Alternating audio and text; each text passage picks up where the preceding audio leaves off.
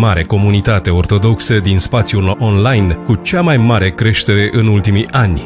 Alătură-te și fii parte activă a celei mai implicate și mai efervescente comunități a Bisericii Ortodoxe Române. Aici vei găsi postat zilnic slujbe transmise live din România și din Muntele Athos, predici ținute de cei mai titrați duhovnici ai Bisericii Ortodoxe Române, acatiste, paraclise și canoane de rugăciune în format audio, saltirea live, pilde din pateric și învățături duhovnicești de la Sfinții Părinți, viețile Sfinților și tematici ortodoxe de interes cotidian, iar în fiecare seară, de luni până vineri, emisiuni live realizate împreună cu cei mai experimentați și mai pregătiți duhovnici ai ortodoxiei românești, atât din țară cât și invitați din diaspora.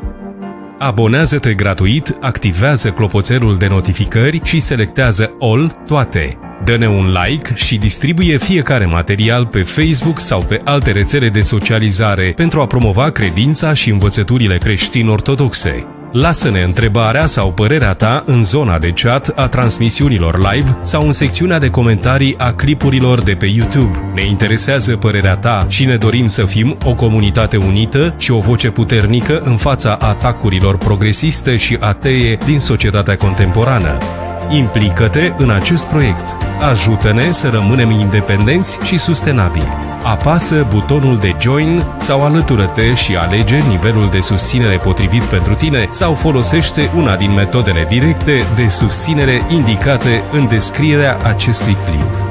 Este timpul să ne unim în credință, iertare și iubire. Este timpul ca și ortodoxia românească să aibă o voce pregnantă și importantă. Este timpul să mergem împreună pe cea mai sigură cale. Calea spre mântuire.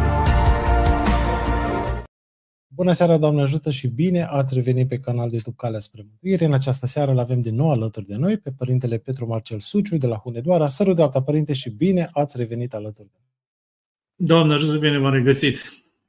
Mulțumim că ați acceptat o invitație. Înainte să intrăm în temă, ca de fiecare dată, invităm pe toți cei ce ne urmăresc să lase întrebări în secțiunea de chat, a live-ul de pe YouTube sau de pe Facebook, astfel încât în partea a doua emisiunii să le putem adresa Părintelui. Vă invităm să dați un like, să distribuiți acest live și să vă abonați dacă nu ați făcut-o deja. Tema din această seară, desigur, pornește de la ultimele evenimente legate de această competiție olimpică, în care au fost atacate sau agresate anumite simboluri creștine. Și ne-am gândit să clarificăm un pic care este sensul și scopul simbolului creștin în viața noastră duhovnicească. Cât contează, cât ar trebui să conteze, cât ar trebui să le prețuim, cât ar trebui să le folosim și până la urmă ce efect au asupra noastră în viața de zi cu zi. Așadar, Părinte, aveți cuvânt. Da. Când mi-ați propus tema asta, chiar am dorit să o abordez mai în adânc, pentru că este o temă extrem de importantă. Și mai ales pentru perioada asta pe care o trăim noi, în care, din păcate, simbolurile nu mai sunt valorizate, nu mai sunt înțelese, se folosesc cu multă ușurință, se apelează foarte mult la ele, dar din alte rațiuni decât cele, spunem, clasice, dacă există rațiuni clasice ale simbolului. Vedem foarte mulți oameni care se tatuează cu fel de simboluri, folosesc tot felul de simboluri, de multe ori mimetic, nu neapărat conștienți. Și, din păcate, modul cum suntem noi pregătiți de către școală și de către societate, poate mai puțin de către familie, unde se folosește foarte mult simbolul, dar un simbol descărcat de orice legătura sa cu o altă realitate, ci doar ca semn. Suntem învățați, din păcate, din școală că de multe ori simbolurile sunt doar niște semne care nu implică nimic în spate, ci doar marcheze într-un fel sau altul un anumit aspect, să zicem așa. Când facem la școală, la chimie, învățăm simbolurile elementelor chimice. Noi știm că dacă scriem pe tablă H2, scriem hidrogen, dar nu neapărat că în spatele simbolului există elementul, deși el există, dar nu există în sensul nemijlocit, că dacă scriem, el și există. Și atunci ne învățăm cumva cu niște simboluri ca și semne despărțite de ceea ce după natura simbolului sau după ce știau toți și din vechime ce reprezintă simbolul, ține de esența sau de constituția simbolului.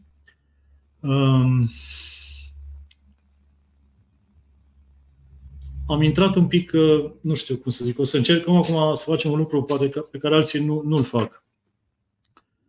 Am să încerc cumva, dintr-o latură mai mult științifică, nu teologică, să îi fac pe cei, sigur acum emisiunea e văzută de către oameni care au o plecare duhovnicească și care, mă rog, ei se edificați, zic eu, despre ce înseamnă un simbol. Lor nici nu trebuie să le mai spunem cât de importante sunt simbolurile și de fapt ce e simbolul, pentru că ei știu și înțeleg lucrurile astea. Dar eu vreau acum să reprezint celor credincioși un fel de altă abordare, o abordare cumva științifică, în care noi, dacă am fi un pic mai bine structurați din punct de vedere al noi paradigme în care se învârte știința și filozofia și tot ce înseamnă cunoașterea actuală, am realizat că, de fapt,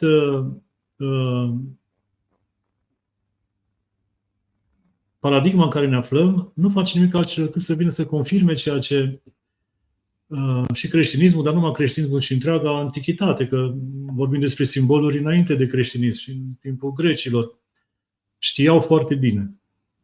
Și anume că simbolul împreunează două realități. Este punte între două realități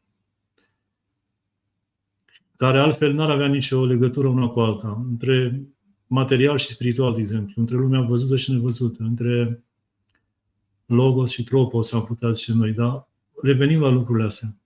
Și nu numai că e o punte de legătură, dar simbolul ca și reprezentare de orice natură stă într-o legătură nemijlocită cu ceea ce reprezintă el din partea cealaltă. Deci, dacă icoana e o fereastră a absolutului în lumea noastră, o fereastră de la Dumnezeu în lumea noastră materială, la fel, orice simbol e un fel de icoană. E la fel, o fereastră, e o trecere, e, dacă vreți, o punere împreună a unor realități care altfel sunt antagonice, nu pot fi conciliate sub nicio formă. Asta își să facă simbolul. Și atunci am să iau un pic pe partea asta altă. Poate că ce o să fac acum o să fie destul de greoi de urmărit. Poate că nu o să o fac la modul cel mai profesionist cu putință, pentru că nu sunt de specialitate.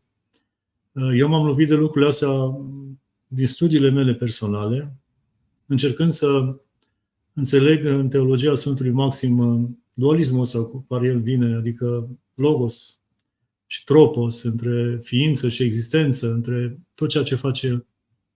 Și atunci, vrând nevrând, am ajuns să studiez și lucrurile astea legate de simbol. Și mă bucur că lucrurile astea, chiar și din perspectiva științifică, sunt cumva legate de noi românii. Noi avem niște minți luminate, foarte luminate, care au fost în măsură să sintetizeze toată cercetarea științifică de la momentul în care ei au trăit și să-i dea o perspectivă cu totul inedită sau nouă, să spunem așa, și care a fost, să știți, foarte apreciată. Și aici mă refer la Ștefan Lupașcu. Nu știu dacă ați auzit, poate n-ați auzit. Ștefan Lupașcu a fost caracterizat de către unii ca fiind cea mai minunată minte din ultimii ani ai lumii. Dincolo de o grămadă de alți laureați ai Premiului Nobel. Vreau să vorbește foarte mult despre el, pentru că destul de puțin cunoscut și destul de complicat de citit. Ștefan Lupașcu s-a născut în 11 august, iar mai avem un pic și ziua lui fost ziua lui de naștere, în 1900, în București. Dintr-o familie de băieți moldoveni. Și-a murit în 1988 în Paris. La 16 ani, el se duce la Paris. Acolo studiază la Sorbona. Definitivează toate studiile. Mai întâi așa, ca un fel de poet, ca un fel de... Dar în 1946, după război, este ales ca cercetător la Centrul Național de Cercetări Științifice din Paris, unde el se ocupă în special de epistemologie. Epistemologia e teoria cunoașterii. Teoria cunoașterii științifice, bineînțeles, unde se studiază originea, natura, scopul, metodele și mijloacele cunoașterii. Adică e o materie foarte,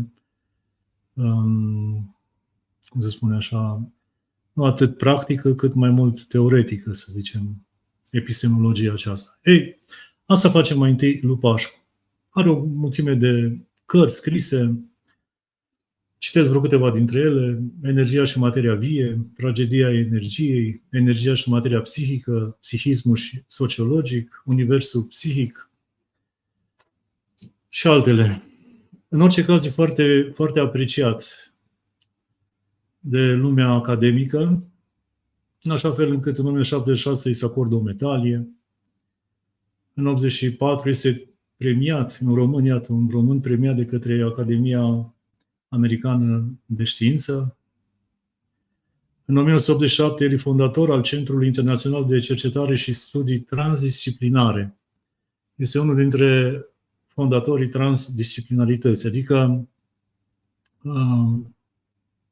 acest nou curent disciplinar care încearcă să aducă mai multe discipline la oaltă și să le pună cumva în comun,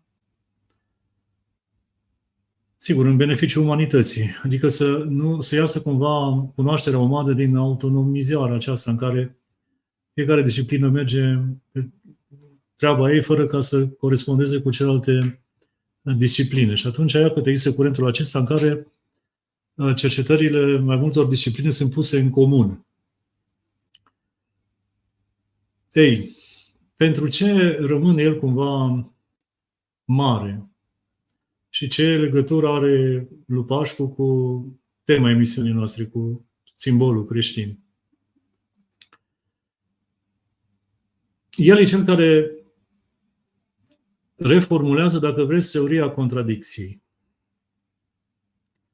Prin introducerea logicii terțului inclus. Adică lui aparține această logică a terțului, a terțului inclus. Să vă spun foarte pe scurt, încă o dată zic, eu nu sunt neapărat de specialitate, dar sunt lucruri care le facem așa la un nivel foarte primar și destul de ușor, zic eu, de înțeles. Nu intrăm în amănunte.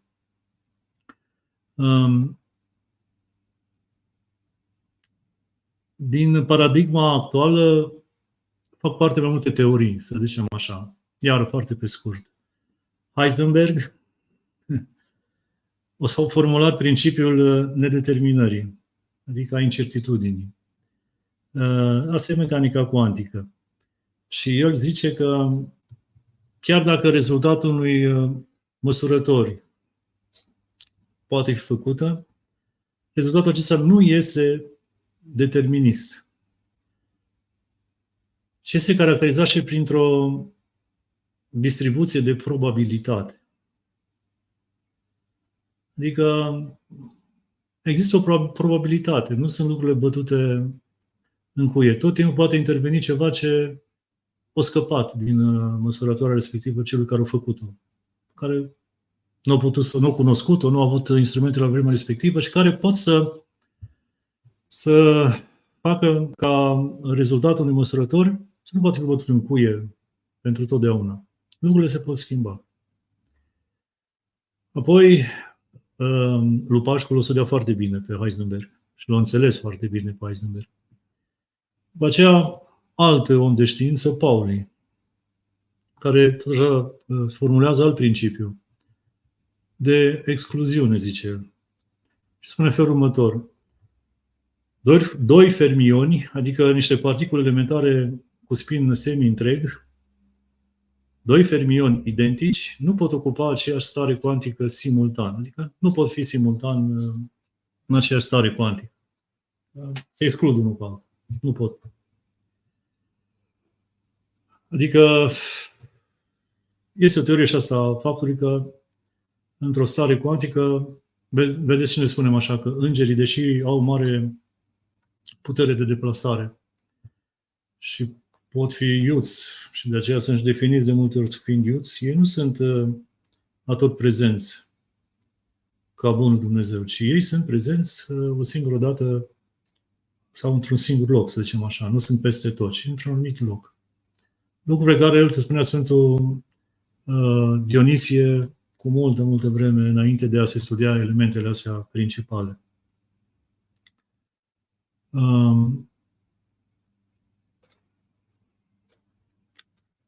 Ar mai fi după aceea, încă o dată zic, hai să revenim puțin la logica contradicției. Logica tradițională spunea în felul următor. O situație anormală în cadrul unei teorii, o anomalie asociată cu un impediment în afara legilor cunoscute, trebuie înlăturat. Adică terțul exclus. Atunci când în logică se întâmplă ceva care vine să contrazică o evidență sau o evidență la vremea respectivă, respectiva contradicție trebuie îndepărtată. Asta era, cum se spune, asta era logica veche, logica carteziană, să spunem așa, logica așa cum o învățăm noi de multe ori la școală. Adică terțul care vine cumva să contrazică o situație, așa zis, normală, automat trebuie îndepărtat. Ori Lupașcu vine și zice nu, e o mare greșeală, bazându-se, încă o dată zic, pe tot ceea ce v-am spus eu până acum, pe fizica cuantică, pe principiul despre care v-am vorbit și mai sunt și multe alte, de exemplu și chimistul Bohr, care la fel spune cu nivelele energetice și faptul că la un moment dat pot să dispară un electron de pe nivelul său să apară pe alt nivel și nu se poate explica cum. Dar nu intrăm iarăși în amănunt, încă de zic. Lupașcu vine spune, nu, e o greșeală. Și contradicția trebuie valorificată, zice el. Adică nu un tertium non datum, ci tertium datur. Adică el trebuie inclus. Și de la treaba asta el formulează o mare teorie, să zicem așa. El vorbește în 1960, într-o lucrare a sa, cele trei materii, chiar așa vorbește, despre 3 niveluri de materialitate. El vorbește despre 3 niveluri de materialitate. E foarte important ce vă spun acum. Când citeam lucrurile astea, mă gândeam la Sfântul Maxim Mărturisitorul și la dualitatea lui. Dumnezeu și materie, lumea nevăzută, lumea văzută, lumea îngerească, lumea materială, spirituală, femeie, bărbat. El are dualitățile astea despre care vorbește. Și mă gândeam de multe ori la dicherul cu care slujește episcopul. Sau cum zicem noi că simbolizează cele două naturi ale Mântuitorului. Dar, pe de altă parte, când citeam lucrurile astea legate de Lupașcu, automat la cele 3 niveluri de materialitate, eu mă gândeam imediat la tricherul cu care slujește episcopul. Iată, 3 niveluri de materialitate, se vorbește Lupașcu. El creează o viziune triontică asupra lumii. Chiar așa e definită de către el, o viziune triontică și, dacă vreți, e o pecete treimică asupra lumii. Adică toată lumea are această pecete treimică. Și el vorbește despre 3 materii, 3 tipuri de cauzalitate, 3 tipuri de sisteme, 3 tipuri de structuri, 3 tipuri de dialectici, 3 tipuri... Totul gândește acum. El totul gândește în măsura aceasta triontică. El vorbește despre 3 tipuri spațio-temporale chiar. Și le și definește, într-un fel. Zice că în primul spațiu are loc o actualizare a identității și o potențializare a diversității. Și aici iarăși mă iertați că vă zic, iar m-am fost șocat pentru că, deși le spune lui Pașcu și mă bucur că e român și le spune și pot să gândească lucrurile astea le spune și Sfântul Maxim Mărturisitorul. Adică și el spune că, de exemplu, Dumnezeu nu putea să lase pe Adam singur. Nu avea cum să lase, pentru că e vorba de diversitate, principiul diversității. Și de aceea o face pe Eva. Adică totul ține de acest principiu de unitate și diversitate. Ceea ce se întâmplă și în biserică. Avem aceeași unitate în diversitate.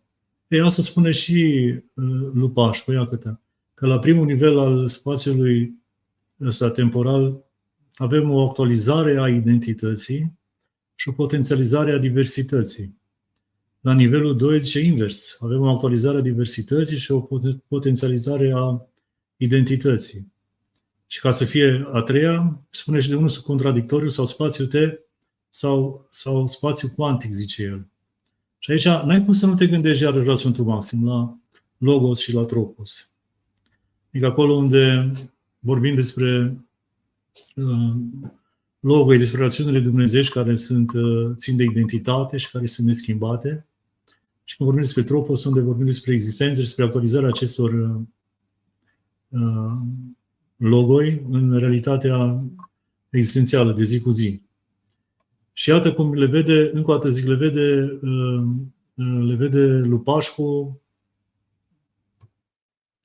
mult mai dezvoltat și mai profund, pentru că le clarifică din perspectiva aceasta actuală. Da.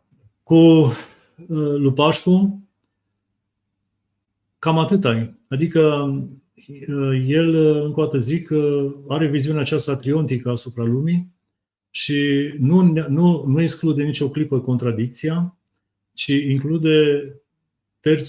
îl include în concept, în tot ce înseamnă logic, în tot ce înseamnă epistemologie, ba din contră îl și promovează ca făcând parte din ceea ce noi numim toată teoria aceasta a cunoașterii. Bun. Și acum mergem mai departe. Iar alt român. Vorbim despre un alt român, Basarab Nicolescu. Dacă ați auzit despre el, la fel de el încă trăiește. E născut în 42 la Ploiești, e și el în Franța, din 68, dar el încă trăiește, nu știu, are 82 de ani sau câți are. Nu de mult, parcă mai fost prin România. E considerat ca fiind părintele transdisciplinarității. El, între părintele acesta, el o devenit celebru, altfel nu știa mai are lucruri, nu știa nimic despre el. El e cel care o lansat într-o lucrare împreună cu altcineva un concept numit Oderon, adică un concept a interacțiunilor tari dintre proton-proton, proton-antiproton și că acolo au loc și anumite schimburi ciudate. De aici vine Oderon. Oderon înseamnă schimburi ciudate, adică interacțiuni ciudate, care, bineînțeles că au fost luate cumva în râs, dar după 45 de ani după ce a fost făcută lucrarea, cei de la CERN, cei care au acceleratorul cel mare de particule, au demonstrat, de data aceasta prin experiment, că teoria lui Basarab Nicolescu e corectă. Deci există și schimburi ciudate. Nu neapărat numai interacțiunea celatare. El vorbește în continuare a lui Pașcu, vorbește despre niveluri de realitate și despre terțul ascuns. Deci nu vorbim despre, vedeți, terț exclus, terț inclus și terț ascuns. Marele anonim, cum spunea alt filozof de-al nostru, știți? Și el cum explică? La fel, că aici am vrut să ajung.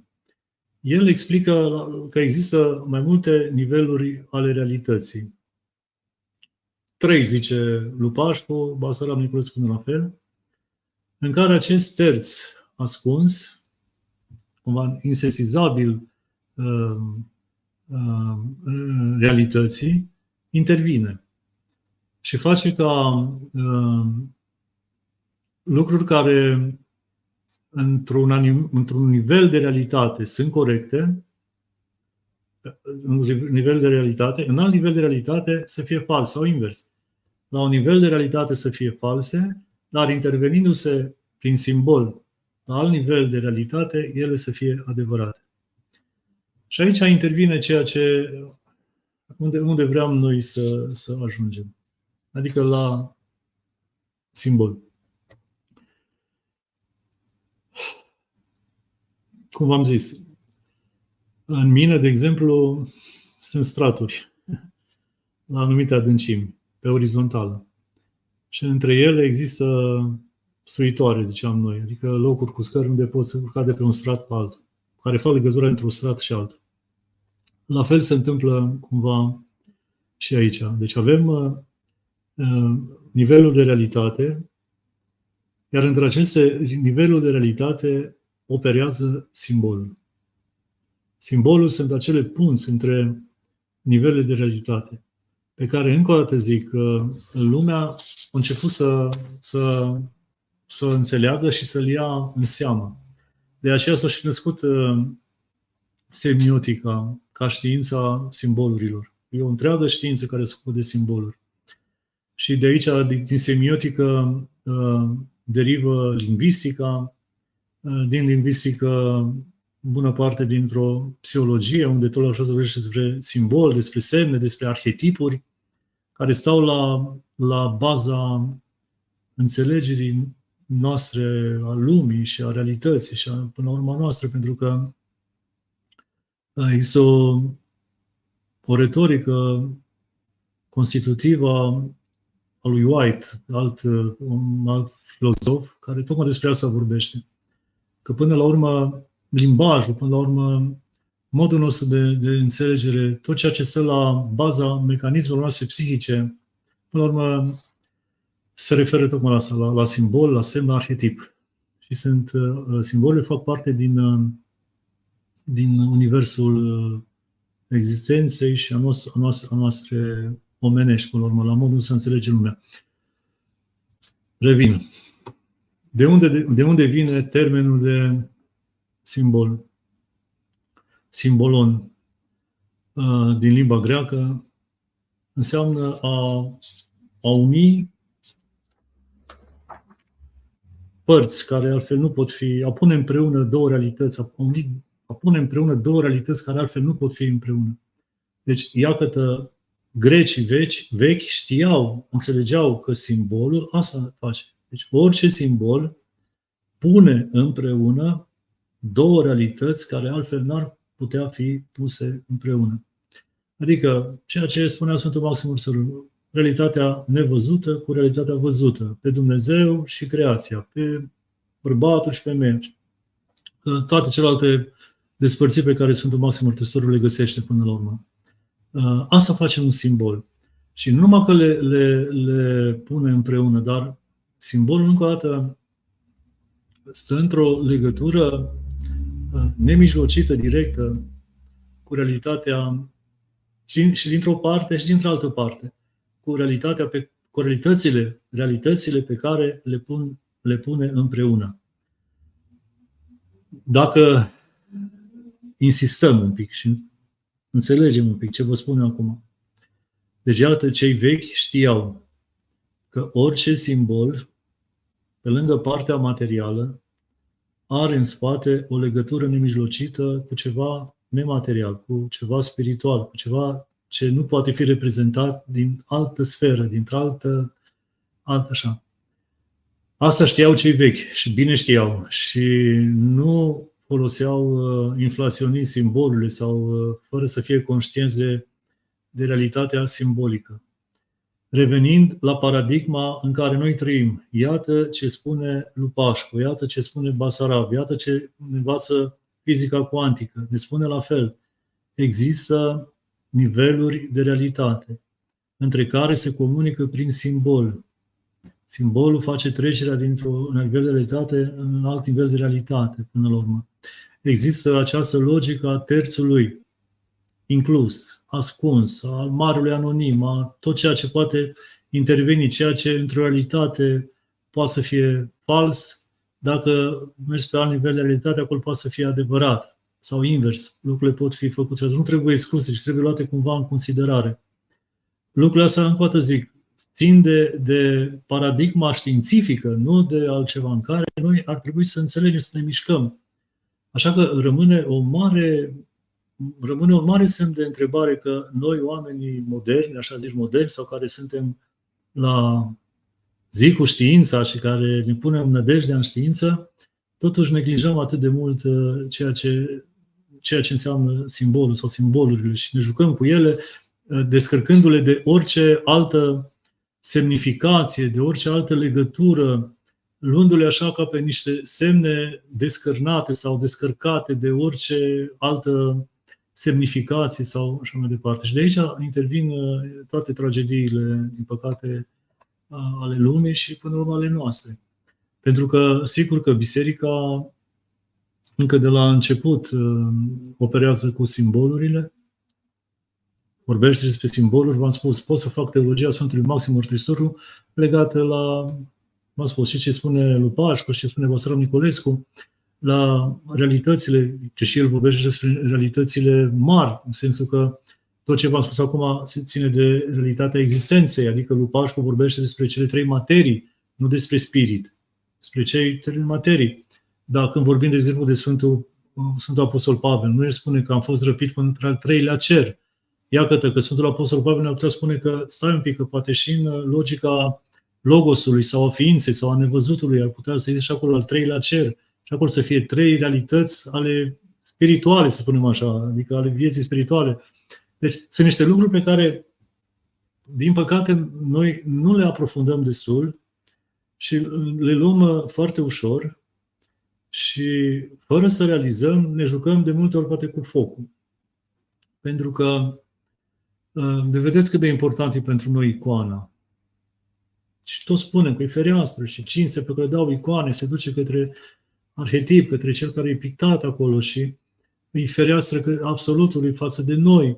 La fel crucea, la fel toate celelalte simboluri care sunt creștine, pentru că sunt atât de importante și atât de scumpe. Până la urmă, iată și crezul e denumit simbol de credință, pentru că cuvintele și adevărurile pe care noi le enunțăm când zicem crezul țin de o descoperire a realității de dincolo, care ne dau nouă identitate a ceea ce noi credem și a ceea ce nu s-au relevat și ținem la lucrul ăsta ca la un simbol, ca la un lucru care stă în directă legătură cu adevărul și ne se comunică nouă prin cuvânt, prin formula respectivă și ne împărtășim astfel prin crez de adevăr, care e cel ce stă în spatele cuvintelor, să spunem așa. Sau, de exemplu, la fel la taina Sfântului Masu. Când întoarcem Sfânta Evanghelie, spunem mâna ta cea puternică care se află în această Evanghelie pe care noi o ținem deschisă peste capul celor care vin la tine. La fel, noi înțelegem că dincolo de cuvântul din Evanghelie stă de fapt realitatea adevărului, realitatea lui Hristos, de fapt însuși Hristos, cuvântul care e cuvântul. Toate prin cuvânt s-au făcut, toate prin cuvânt s-au făcut și Dumnezeu este cuvântul, cum zicem noi acolo. E foarte important să înțelegem pe la urmă și cuvântul, și nu numai cuvântul, dar tot ce se întâmplă la noi în biserică ține de simbol. De la lumânarea botezului, de la veșmintele pe care le purtăm, de la mărturisirea de credință pe care o facem noi, de la icoană, să nu mai zicem, de la arhitectură, de la tămâie, să aduceți Hristoase, miros, la fel, miros bun și toate lucrurile astea țin de simbol. Bineînțeles că atunci simbolul face lucrul ăsta, dar poate face și lucrul invers. Adică simbolul poate să stea în legătură cu puterile cele întunecate, cu cel rău. Simbolurile luate așa sunt o fereastră prin care și realitatea celui rău poate pătrunde în realitatea noastră, a lumii, a vieții noastre. Te doare mintea când vezi că oamenii săraci își pun asemenea simboluri satanice prin tatuaj pe ei. Ei nu se gândesc nicio clipă, nu li se pare că e frumos desenul sau că li se pare lucrul mai grozav sau li se pare lor că lucrul ăsta strigă cumva, bagă-mă în seamă. Știi? Că eu doresc de fapt să bagi în seamă, să fie băgați în seamă de fapt, că lucrul vezi, Doamne, spune ceva despre ei. Dar ei săracii nu-și dau seama că de fapt printr-un asemenea simbol ei nu fac decât să deschidă cumva o poartă a puterii celui rău în lumea asta sau asupra lor sau așa mai departe. Și acum revenind la cum a zis la începutul, normal că lumea creștină, autentică, s-a scandalizat în momentul în care într-un asemenea eveniment de deschidere a unor Jocuri Olimpice care, are audiență cumva mondială, pentru că e un eveniment la 4 ani, un eveniment care implică toate statele, sau mai puțin unele care nu sunt implicate, e urmărit de către oameni și sigur că fiecare asemenea deschidere vrea să fie și un eveniment cultural. Dar când vezi că într-un asemenea eveniment cultural se promovează o anumită ideologie și că anumite simboluri sunt luate în derâdere, deși acum așa aici e o discuție că cina cea de taina lui Michelangelo putem spune neapărat că e o icoană sau nu putea spune neapărat, dar faptul că a intrat cumva în conștiința multor creștini, nu avem ce face, că sunt mulți catolici și au intrat în conștiința, și în anumite biserici ortodoxe am mai văzut cina cea de taină, au intrat cumva în conștiința umanității și reprezintă un anumit simbol. Faptul că e luat în derâdere, lucrul ăsta au provocat, iată, ceea ce s-a întâmplat. Și asta arată încă o dată că lucrurile nu sunt făcute cumva inconștient, ci există clar un program, este clar o intenție, există clar oameni care știu ce fac. Cred că nu s-au așteptat poate chiar la o asemenea reacție, pentru că a existat, mai devreme sau mai târziu o reacție a existat. Nu ni s-a mai spus nouă în presă, dar am văzut pe anumite canale de Telegram că, la urmă, în Franța s-a și pe stradă, că avrând nevrând, încă mai sunt oameni credincioși în Franța, nu credem că nu sunt. Cine a fost în Franța și au văzut că încă la ei, centrul comunităților lor, tot biserica o reprezintă, chiar dacă poate ea nu mai cum a fost, dar sunt oameni care au reacționat în fel și chip și au atras un semnal de alarmă și cred că cei care au făcut, au avut totuși un șoc, de până la urmă trebuie să-și cumva să-și ceară scuze sau ceva de genul, sau să încerce să o dea pe arătură că nu a fost cina cea de taină, că a fost altceva și că s-a vrut altceva, dar nu mai putut să mai scalde, că până la urmă adevărul a rămas. Dar ăsta nu e un lucru care se întâmplă numai acum, că lucrurile sunt mai vechi. Au mai fost asemenea spectacole satanice, la deschiderea nu știu cărui tunel, nu știu de pe unde, și am mai văzut și eu lucrurile astea. Adică, pe față, e un program clar care se întâmplă, din păcate, cu voia sau cu îngăduința noastră, pentru că ei știu că nu pot să atace alte religii numite tare, așa, pentru că s-ar putea trezi cu atentate și cu răzmerița. Pot să ne atace pe noi creștini și toate simbolurile noastre sfinte, pentru că noi suntem o religie a păcii, a îngăduinței. Mai zice noi ceva, dar până la urmă cu aia rămânem, că am zis numai și așa mai departe. Și atunci abuzează de toate lucrurile astea și conștient, față de unii mai puțin conștient, le promovează. Și vedem de multe ori și tinerii că folosesc tot felul de simboluri și nu au conștiință despre ele. Am văzut semnale de alarmă, am văzut filme, de exemplu, am văzut, era un film despre tatuaje, că lumea nu știe de unde vine tatuajul, ce reprezintă și era un film care trăgea un semnal de alarmă că nu arăta originea tatuajelor, care erau scopul lor și cum tatuajul respectiv a afectat după aceea viețile celor care l-au făcut. Era un film de groază, dar Asta e realitatea până la urmă, știți? Adică eu mă minunez. Nu știu dacă peste tot. Am fost acum, chiar am fost vara asta prin Balcan și chiar m-am uitat. Unde am văzut oameni vopsiți sau tatuați, vorbeau românește. De ce? Nu știu. N-am prea văzut în Occident chiar așa. La noi, nu știu, prins lucrul ăsta ca și un fel de... Dacă nu ești tatuat, n-ai tu acolo un semn al tău, nu ești întreg la minte. E cumva o lipsă a identității, nu? Cumva mulți nu se mai regăsesc. Da, și sunt multe lucruri de vorbit. De exemplu, interioritatea omului se exteriorizează prin haină, nu prin goliciune. Prin modul cum te îmbraci, prin modul cum te porți, cum erau la noi, cum sunt la noi hainele populare, prin frumusețe, prin puritate, prin desenul acela al broderiei, mai departe. Ăla spune ceva despre interioritatea ta. Interiorul nu se dezgolește. Când dezgolești trupul cu totul, ăla arată o interioritate goală, de fapt. N-are nimica decât piele pe din afară, n-are nimica. Iar când pielea respectivă tu faci din ea suport de mesaje, nemai fiind capabil tu să porți un anumit mesaj și mesajul respectiv de multe ori pe care nu realizezi, și asta încă o dată trădează o mare sărăcie spirituală, din păcate. Și încă o dată zic, e un mod, sau cel mai prost mod prin care strigi cumva să fii băgat în seamă. Adică să se uite lumea la tine pentru aia. Ori, Doamne iartă-mă, tu nu ești numai aia, sau nu poți fi aia, sau așa mai departe.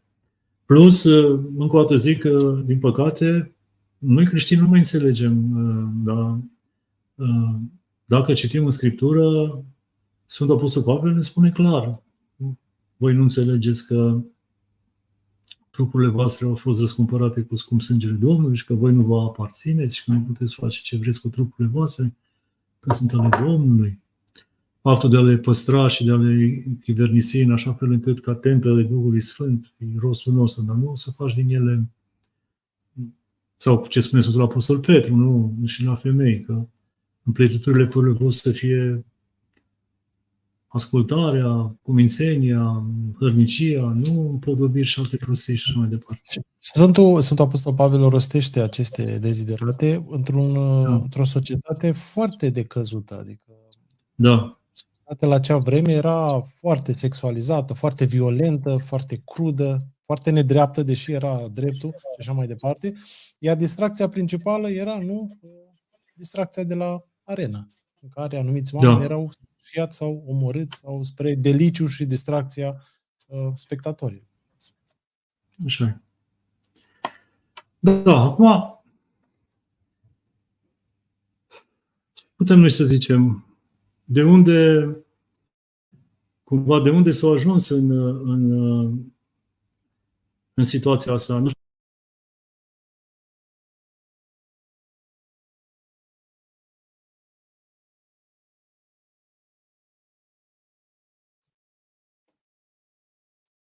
știu dacă mă mai auziți? Acum. Așa, se blocase un pic. Acum ne auzim, ne vedem. Nu știu cum de s-au ajuns aici. Educația aceasta materialistă, zic eu. Excluderea oricărei contradicții mecaniciste, să zicem așa. Faptul de a nu vedea dincolo de lucrurile care pot fi palpabile. Un materialism grav a făcut ca până la urmă și simbolurile să sufere din pricina aceasta. Lucru care se întâmplă la noi, în lumea occidentală, poate la noi mai puțin, dar nu în Orient sau într-alte părți. Că islamul, de exemplu, ați văzut că ei nu acceptă niciun fel de simbol până la urmă. Ei sunt iconoclaști. Orientul, când folosește simbolul, știe exact de ce îl folosește, de exemplu, celelalte religii. Adică ele știu legătura aceasta intrinsecă. Cumva ține lucrul ăsta de căderea, până la urmă, nu în ortodoxie, că aici s-ar păstra lucrurile ca atare, și, din păcate, căderea în apus și în lumea protestantă, unde lucrurile au început să fie văzute cumva individual, material. Nu știu cum se poate ieși din toată povestea asta. Încă o dată zic, oamenii care caută să edifice asupra simbolului, asupra lumii în care trăiesc, asupra realității, nu neapărat spirituale, ci chiar științifice în care trăiesc, ei își dau seama. Pentru că, atât zic, despre lucrurile se vorbește. Nu trebuie multă minte să înțelegi. Teologii, la fel, noi avem la îndemână, nu m-am pus atât de mult în valoare, pentru că în ortodoxie nu s-a simțit nevoia ca noi să ne ocupăm atât de mult de lucrurile astea. Dar, de exemplu, Sfântul Maxim Mărturisitorul chiar vine și aruncă o lumină minunată asupra ceea ce înseamnă simbolul. Lucrarea lui Mistagogia, dacă vreți, poate cea mai înaltă formă de înțeles asupra a tot ce înseamnă simbolul Sfintei Liturghii și a Bisericii până la urmă. Deci noi avem lucrurile astea. La noi în ortodoxie a existat o criză cumva. Noi încă insistăm, chiar dacă poate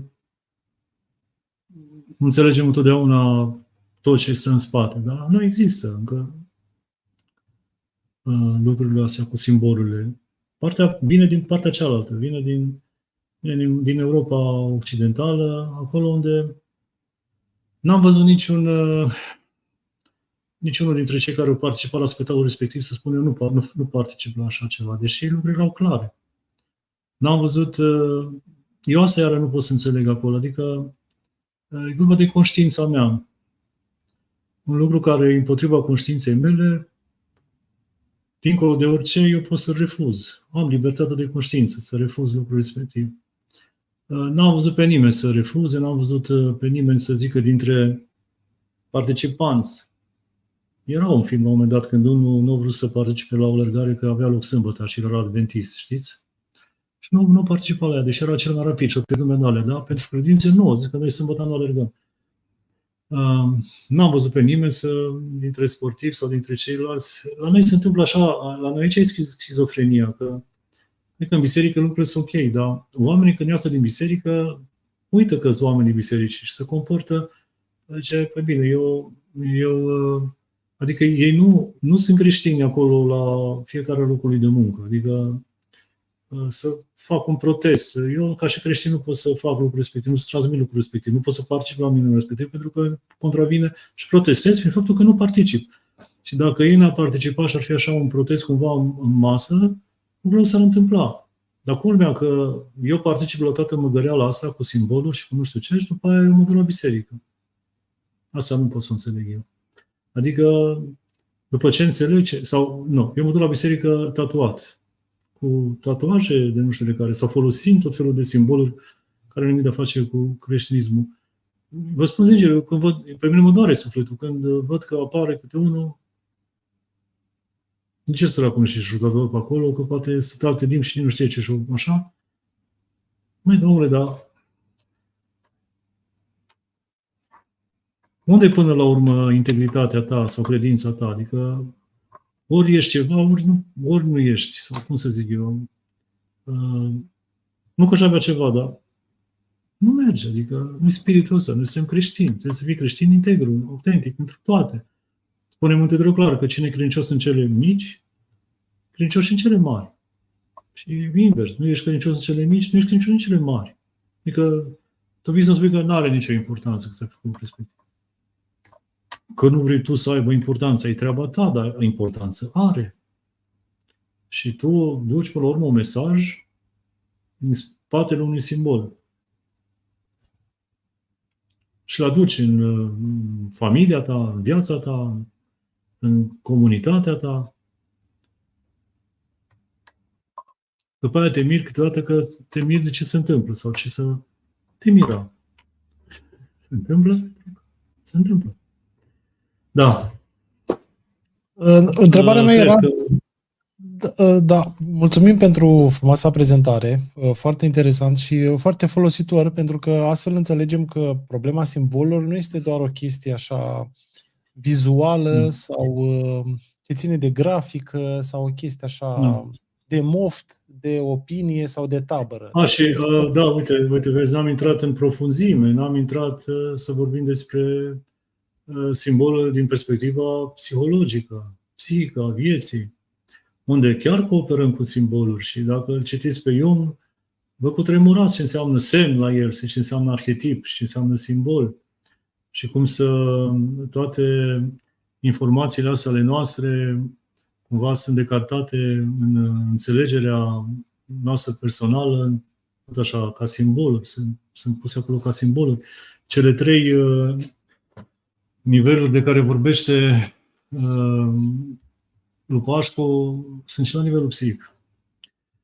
Și, de fapt, nu, ni se pare că simbolul stă la simbolul chiar ca și părinte al limbajului, am putea spune, a cuvântului, stă cumva la baza întregii noastre existențe psihice, a înțelegerii, a tot ce înseamnă bun comun, a tot ce înseamnă societate, tot ce înseamnă tot ține de lucrurile astea. Adică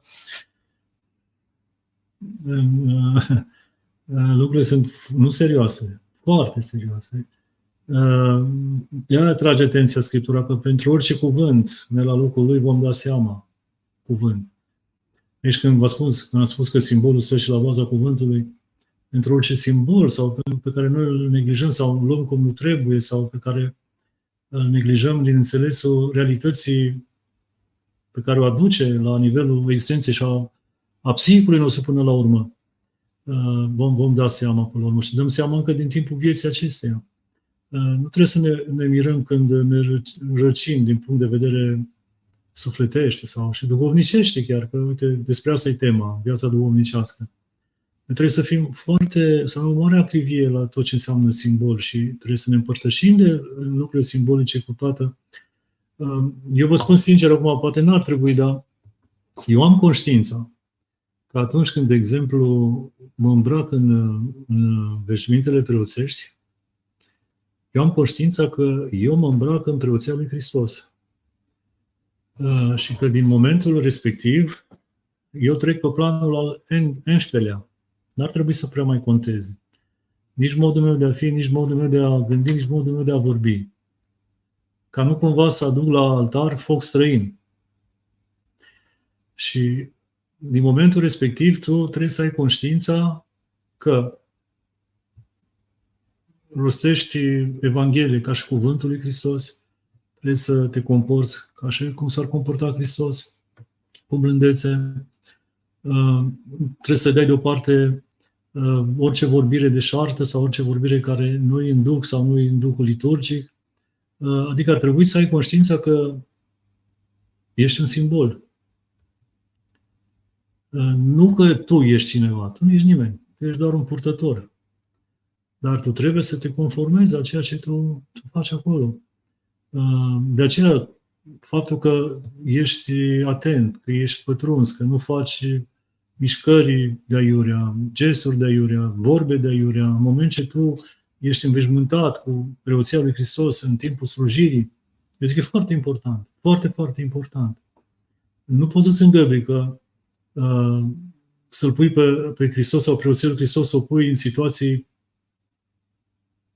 nu penibile, care alea poate puțin zis, în situații care sunt total incompatibile.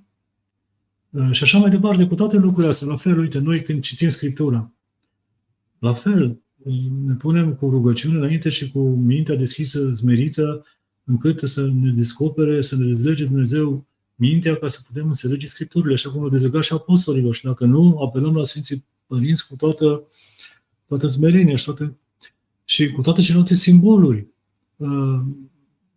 Încă o dată zic, Și icoana, la fel, avem conștiința veșniciei din spate, arhetipului, la fel și Sfânta Cruce, care e simbolul vieții și al jertfei și a iubirii, și toate celelalte simboluri creștine. Mi-s dragi și le folosim. Faptul că mă întorc la răsărit, mă rog, sau că pun acolo icoană, sau că... Deci toate lucrurile astea pentru noi contează enorm. Pentru că noi știm că ele stau într-o legătură nemijlocită cu realitatea vieții veșnice. Noi și spunem, nu, că în Biserica Măririi Tale stând, în cer ni se pare sa născătoare de Dumnezeu. Deci, iată, și la Sfânta Liturghie, toate grijile ce urmează să le pădăm, ca să fim împreună cu îngerii, sau, cum spunem noi, fă ca împreună cu intrarea noastră și intrarea îngerilor tăi. Și chiar dacă biserica e goală, noi știm că, deși biserica e goală, acolo sunt toți îngerii și icoanele prezente și toată realitatea Împărăției lui Dumnezeu. Atunci, pentru noi, simbolurile sunt foarte importante. Suntem deosebit de acribici în sensul că suntem foarte atenți ca ele să fie, într-adevăr, simboluri curate, să nu aibă niciun fel de întinăciune, le tratăm cu tot respectul, cu toată dragostea. Nu ne permitem simboluri care au alt duh sau străine, care fac în loc să fie realitatea Împărăției lui Dumnezeu în viața noastră, în casele noastre, așa, noi să mijlocim prin simbolurile celelalte realitatea celui rău sau prezența sau chemarea celui rău. La fel, în viața noastră, în casele noastre, așa că trebuie să fim foarte atenți cu lucrurile acestea, mai ales într-o lume în care suntem la o inflație a imaginii. Și a simbolului. Și a simbolului, bineînțeles. Să nu credeți că dacă noi nu știm, cei care le folosesc sau care le folosesc de multe ori în reclame sau în tot felul de lucruri, nu știu. Știu foarte bine, din păcate. Nu vă spun, semiotica e o știință pe care unii o studiază foarte bine, mai ales cei care lucrează marketing și le folosesc ca atare. Da. Mulțumim din suflet. Înainte să trecem la întrebările de pe chat, vreau să vă întreb dacă cumva noi, în Biserica Ortodoxă Creștină, avem prea multe simboluri sau am devenit noi prea superficial? Pentru că am observat asta la omul modern, de multe ori se simte copleșit de varietatea și explozia de simboluri, de culori, de icoane. Este o inflație. Asistăm la o inflație.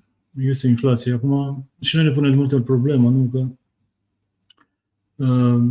sunt plase cu icoane, sunt parele de Paști care au icoana învierii sau asistăm la calendare cu icoane pe ele și reproducere așa. De multe ori și mulți creștini își pun problema, ce facem cu ele? Nu putem arunca la gunoi. E o impietate din punctul lor de vedere, adică totuși și am găsit, să recunosc că am găsit la gunoi icoane aruncate, icoane vechi. Le-am luat și le-am încercat să le restaurez. Dar există o inflație, adică acum de când în comerț ăsta toată lumea acum se pricepe să facă o sculptură în lemn, o cruce, o broderie acum, să fac bani frumoși din toată povestea asta. La fel și cu icoanele, dacă nu știm să le pictăm, știm să le lipim pe lemn. Și să trezești într-o dată omul că are acasă tot sinaxarul. Pe pereți, de multe ori mă duc la credincioși acasă, la bobotează și găsesc tot sinaxarul pe pereți. Deci că e mai tare mai ceva la biserică. Eu nu zic că e rău. Nu e rău. Dar există vedeți, acum, o cruce pe care o purtat-o bunicul în lagăr și care, e ronțălită și negrită, pe care o primești ca să o porți. Ea simbolizează ceva pentru tine. Altfel, da, trebuie să avem grijă, pentru că uite, și una poate din cauzele iconoclasmului, nu? Și această abundență a icoanelor.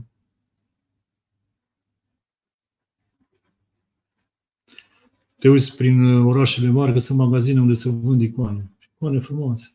Stau acolo în geam și nu le bagă nimeni în seamă. Trecem toți pe lângă ele, știm că de vânzare. Nu e o imagine. Da, e un venit, vă dați seama, e un venit pentru multă lume și pentru asta nu știu. O icoană, într-adevăr, are valoare când e făcută după erminie, cu drag, când reprezintă pentru tine ceva că ai ținut candela aprinsă ani de zile în fața ei și că te rogi în fața ei și ajunge. Și te atașezi de acea icoană. Eu am asistat odată la un episod cu un părinte stareț și un părinte care tot așa avea mania de a aduna foarte multe icoane. Și a zis că, uite, poți să-ți cumperi câte icoane vrei dacă faci 10 metanii pe zi pentru fiecare icoană. Și atunci am înțeles și el valoarea, că de fapt el aduna icoane doar așa, că erau tablouri religioase, dar nu pentru că le cinstea și le prețuia cu adevărat. Sunt oameni care iubesc cartea așa ca și obiect și să umplu de cărți pe care nu citesc. Și sunt alții care au puține cărți, dar pe care le citesc. Adică cerul stare să face bibliotecă întreagă de fel de cărți, cu posibilitatea că poate cândva o să citesc, dacă tu nu le citești. Până și citește. Cartea e valoroasă bine și ca formă, cum e făcută și cum e scrisă. Nimeni nu zice. Sunt cărți făcute frumos. Sunt frumoase ca și obiecte, dar totuși o carte ar trebui să fie frumoasă prin ceea ce transmite ea, ceea ce conține. Și bine ar fi să fie și una și alta, dacă s-ar putea, dar să fie citite, nu numai luat așa de... Așa și cu asta, adică da, am asistat la o inflație poate de simboluri și care cumva au dus la o anumită saturație și de-am găsit zic, poate lucrul se vede mai puțin la noi la ortodoxi, nu? Că noi mai înțelegem ce înseamnă un simbol. Dar în lumea occidentală, care de mult nu mai are nici icoană, nici... acolo e bai. Da, mulțumim din suflet. Mai departe să vedem cei ce ne urmăresc, ce frământări și întrebări au. Și Constantin mă întreabă în felul următor, pornind de la Psalmul 93, versetul 11. Domnul cunoaște gândurile oamenilor că sunt deșarte. Dacă este așa, atunci se mai poate spune că păcătuim cu gândul? Păcătuim cu gândul. Da.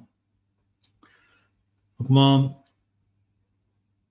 păcătuim cu gândul în momentul în care, după ce trece gândul respectiv de toate filtrele conștiinței, pentru că un gând mai întâi trebuie să apară, apoi trebuie să fie luat în seamă, apoi trebuie judecat de către conștiință și după ce conștiința îi pune eticheta că e un gând bun sau un gând rău, dacă e un gând rău, trebuie luptat ca să fie dat deoparte și dacă e un gând bun, trebuie acceptat.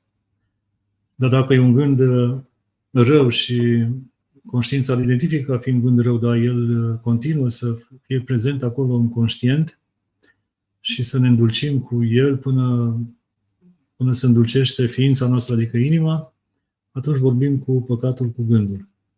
Până la primele etape nu vorbim de păcat cu gândul. Acum, Domnul cunoaște gândurile oamenilor, că sunt deșarte.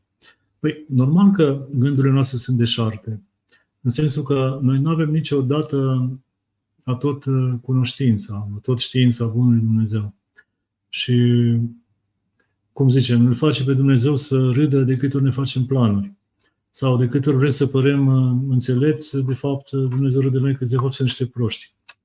Sau, nu, citiți dialogul lui Dumnezeu cu Iov, pardon. Să vedeți cum spune acolo. Adică, da, la noi totul e deșertăciune, pentru că dacă ne rezumăm numai la gândurile noastre, toate sunt deșertăciune. omul se luminează doar în momentul în care dobândește gândurile lui Dumnezeu. Adică își însușește gândurile lui Dumnezeu, adică gândurile Scripturii. Sau gândurile lui Dumnezeu în sensul gândul rugăciunii, că este rugăciunea Duhului. În momentul respectiv, gândurile omului nu mai sunt gânduri deșarte, ci sunt gânduri duhovnicești, pentru că omul își pune mintea la dispoziția lui Dumnezeu, care se folosește de mintea noastră ca să pună gândul care nu mai e deșertăciune. Și atunci omul capătă nu o cunoaștere pe orizontală, ci capătă o cunoaștere pe verticală, o cunoaștere de sus.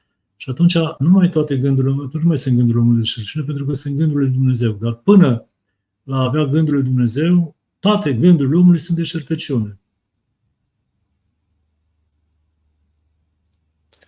Bun, mai departe, pornind de la un verset de la Efeseni, pe care o să-l afișez imediat, întreabă Constantin, să înțeleg că doar cei care sunt și închinători la idol nu au moștenire împărăția lui Dumnezeu, în rest pot avea celelalte metehne, iar versetul este căci aceasta să o știți bine că niciun desfrânat sau necurat sau lacom de avere, care este un închinător la idol, nu are moștenire împărăția lui Hristos și a lui Dumnezeu. Da.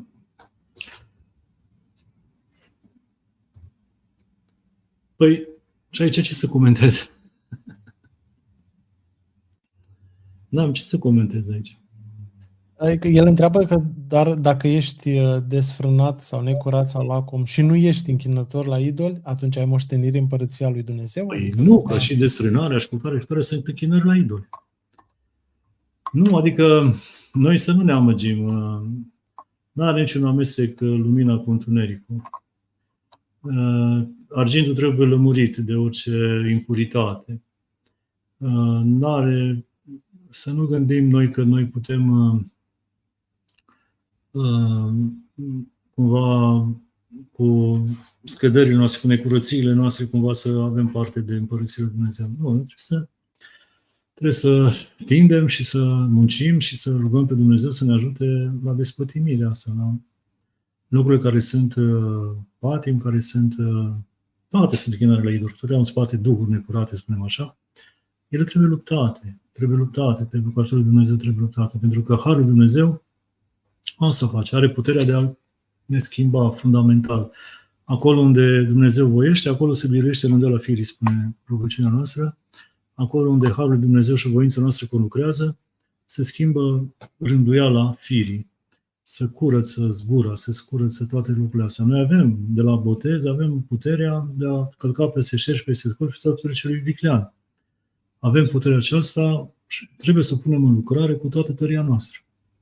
Despre asta e vorba. Nu facem aici socotel că aia avem voie, aia altă nu avem voie, sau aia nu e chiar așa, cu aia ne putem mântui, că nu se pune problema așa. Problema se pune după cum ne îndeamnă Mântuitorul, fiți desăvârșiți. Noi spre aia trebuie să tindem. Și credem cu toată tăria noastră că bunătatea lui Dumnezeu ne curăță.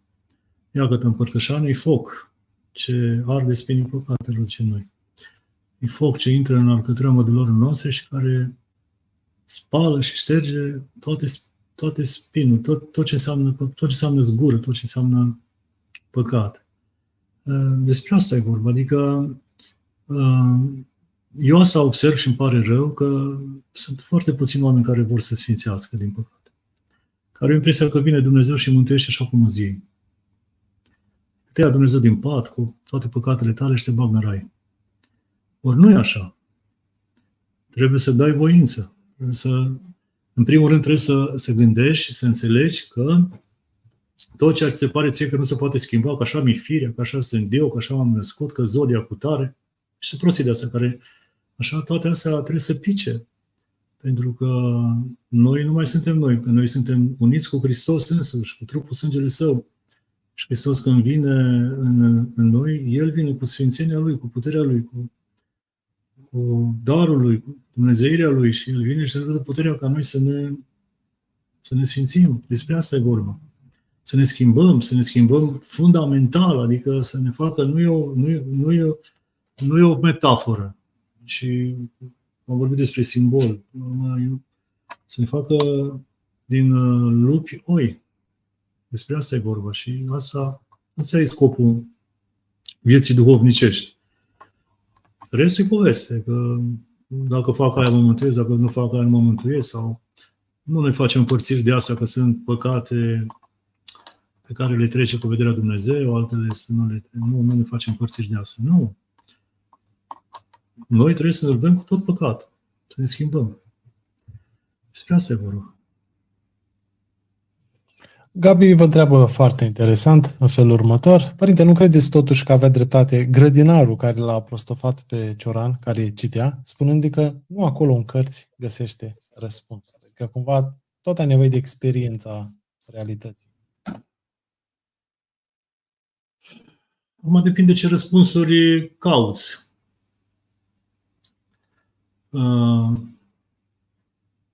Anumite răspunsuri le găsești și în cărți.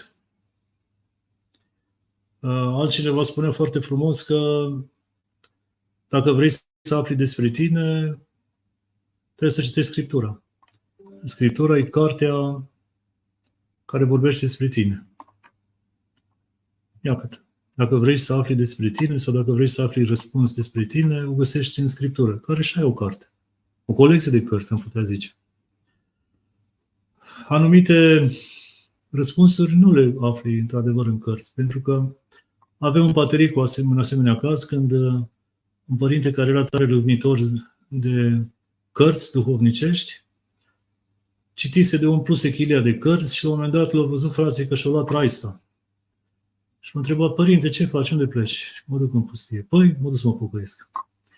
Adică, deși au citit, o simțit că nu s-a pocăit. Adică,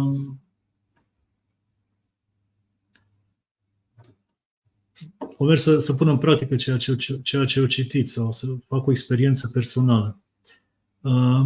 Adevărul că, până la urmă, creștinismul e cumva despre vino și vezi. Adică nu neapărat de a și citește, ci vino și vezi, despre asta ar trebui să... Problema că la noi vin, dar n-au ce vedea. Că ar trebui să vină să vadă comuniunea de dragoste. Poruncă nouă vă dau vouă, să vă iubiți unul pe alții. Ei vin să vadă iubirea dintre creștini și nu să vadă iubirea dintre creștini, văd altceva. Nu se zmintesc. Ce se întâmplă în lume cu faptul că puțin mai vin înapoi la Hristos, așa e vina noastră, că noi creștini nu mai ridicăm la chemarea noastră, care spuneam noi acum. Că ne mântuim așa și cu una și cu alta și cu mai putem să o facem, mai nu putem să o facem sau ceva de genul ăsta. Sau ne mântuiește Dumnezeu așa cum suntem noi, că suntem Zoria săgetător. Dar multe răspunsuri, până la urmă, nu le afli în cărți, că ți le dă Dumnezeu la momentul când trebuie. Când vede Dumnezeu o anumită preocupare sinceră la om, nu cu duc de iscodire sau de mândrie, ci cu duc sincer, în care îmbini căutarea cu rugăciunea și în care ai răbdare ca Dumnezeu să-ți descopere. Dar în același timp tu colectând toate elementele necesare răspunsului pe care îl cauți, atunci poate veni și iluminarea la un moment dat. Adică Dumnezeu te poate face să înțelegi. Și asta te poate face să înțelegi și direct și indirect, prin unii, printre alții, poate să strige un copil afară, ia Scriptura și citește, cum au făcut la alții care s-au trezit din beție și care au luat Scriptura și au citit și au devenit sfinți. Sau și când îți dă Dumnezeu înțelegere, luminare, când ai înțeles că de fapt despre tine era vorba sau ceva de genul respectiv. Sau cum spunea altcineva, are un lucru destul de deștept, că numai la sfârșit poți să unești punctele prin care ai trecut și să vezi traseul. E nevoie să ai răbdare, să nu la sfârșit și să poți uni anumite lucruri.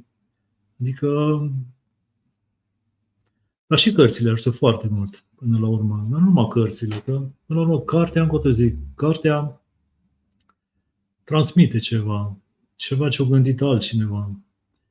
Și te pune și pe tine să gândești. Sau ne oferă niște sinteze. Oameni care au citit de multe cărți. Da. Pentru că mulți oameni au fost preocupați și de multe ori preocupați poate de aceleași probleme pe care le-ai avut tu.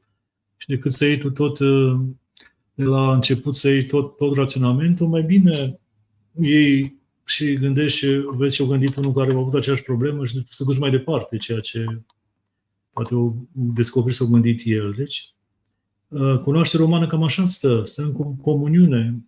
Nu trebuie să descoperim fiecare dintre noi legea lui Pitagora. Ea există. O putem lua, mulțumim lui Pitagora și de acum încolo trebuie să ducem mai departe treaba asta, să o folosim în fel și chip sau ceva de genul ăsta. Pentru că trebuie să fie într-o comuniune. Nu trebuie să bag degetele în priză ca să mă curentez. Și mă cred pe alții care au zis că te curentezi. Deci cred și mergem mai departe. Altfel, dacă nu ții cont și vrei tu să fii tu începutul și să vrei la toate, nu o să ajungi prea departe, oricât de geniu ai fi tu. Și revin la ceea ce spunea, toate gândurile noastre sunt deșertăciune. Toate sunt deșertăciune. Dacă cine nu adună cu mine, risipește, spune Mântuitorul. Dacă vrei ca și gândurile tale să nu fie deșertăciune, atunci el trebuie să fie în comuniune cu Dumnezeu, cu semenii, și să fie pe același trend de creștere duhovnicească, chiar și de cunoaștere. Nu e o problemă că ne ocupăm de știință, pentru că și știința, până la urmă, vedeți ce face. Face nimic altceva să descopere pe Dumnezeu.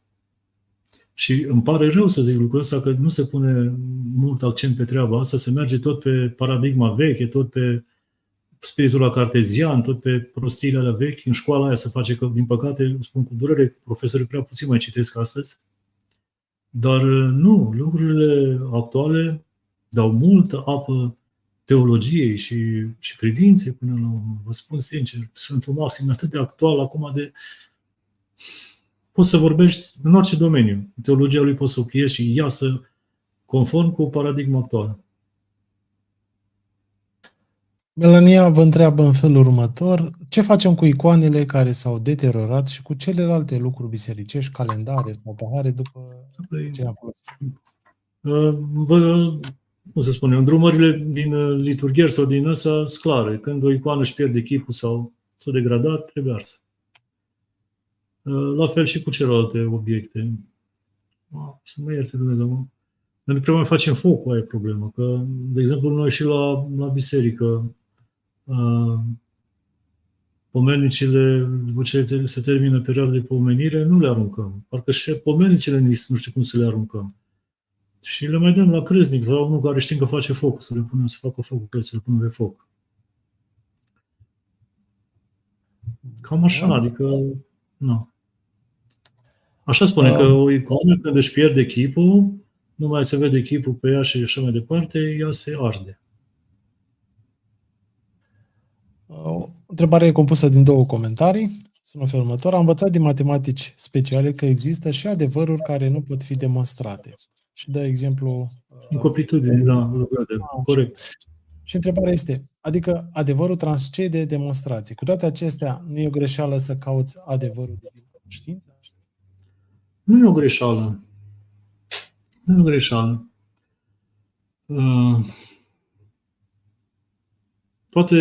Toate descoperirile astea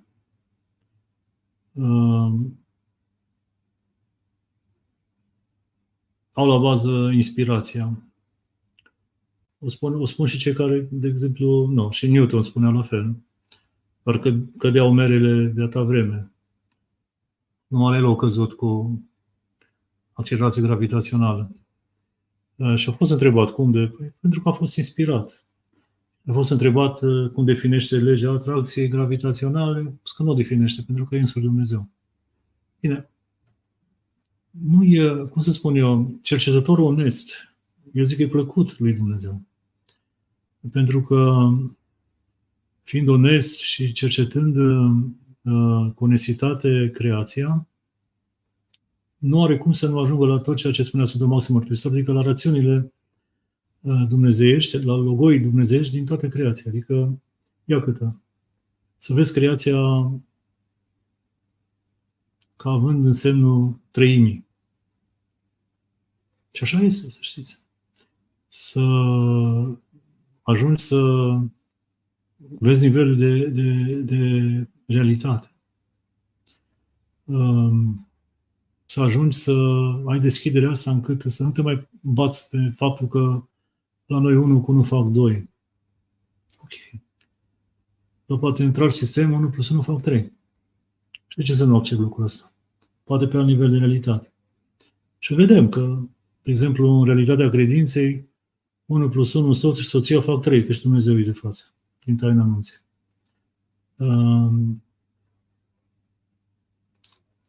Încă o dată zic, eu zic că e nevoie de multă inspirație și dacă cercetătorul e onest, el va ajunge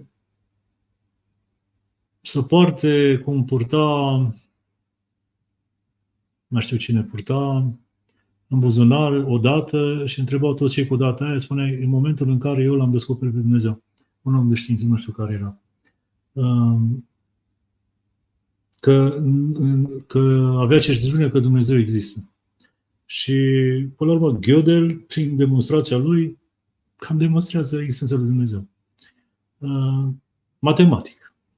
Bine, poți să contești, să vii, să faci pe deștept, să zici că nu știu ce, dar nu, îi, până la urmă. E o prezență acolo ascunsă, o prezență mare în anonim care se bagă în logica noastră. E demonstrată. Niciodată, să știți, nu e nimeni mai conștient de o minune decât cineva care cunoaște perfect realitatea în care se produce acea minune. Un doctor care știe exact ce face, când vede lucrarea lui Dumnezeu, ăla e conștient de minune. Și sunt atâția doctori onești care recunosc că au văzut minuni pe care ei nu le pot explica. Sau fizicieni. Îți dai seama, poate și mai minunat că tu nici măcar nu ești fizician, cum vă spuneam acum de Basarab Nicolescu, și tu să gândești schimburile ciudate numai cu mintea și ele să fie demonstrate de fizică. Păi asta nu inspirație. Inspirație, cât cuprinde.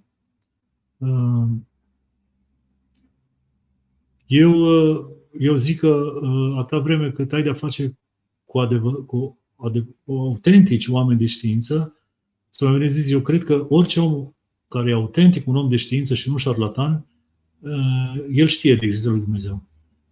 E conștient de existența lui Dumnezeu. Eu așa zic, dacă e onest, dacă e un om onest și nu e un șarlatan. Și dacă observați, o să nu băgați de seamă că acum toți oameni de știință adevărați erau homosexuali, nu băgați de seamă lucrul ăsta. Că acum așa e politica, ca să ne spune nouă. Nu, din contră, băgați de seamă că toți oamenii mari de știință au fost oameni credincioși.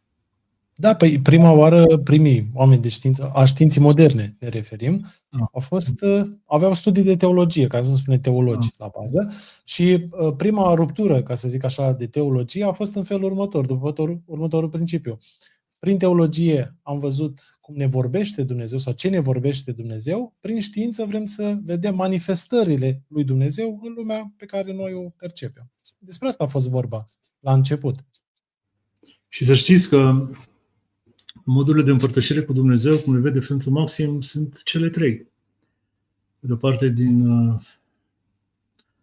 cunoașterea rațiunilor creației, de altă parte, din Sfânta Scriptură, și în ultima parte, sigur, împărtășarea cu Sfintele Taine. Deci, oamenii de știință onești au o anumită împărtășire cu Dumnezeu din cunoașterea realităților științifice. Te minunezi, mare, cât de mare e Dumnezeu, mare, ce mare e Dumnezeu. Cum le putut pune Dumnezeu pe toate în așa... Vă dați seama, numai dacă câteva Pământul să fie înclinat sau să aibă o orbită a câteva grade de acolo, câțiva centimetri să fie altfel și ar mai exista viața pe Pământ. Asta sunt lucruri, nu se poate să fie asta întâmplare. Îi spuneți. Da. Bun, mai departe, Teodora vă întreabă cum să fac să scap de rugăciunea cu închipuiri. Pentru că este împovărătoare. Da.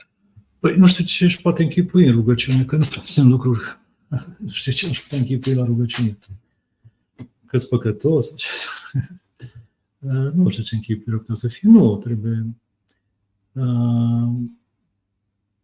Acum, când ne mai vin nouă gânduri, poate la asta se referă. Rugăciunea nu are închipuiri în ea.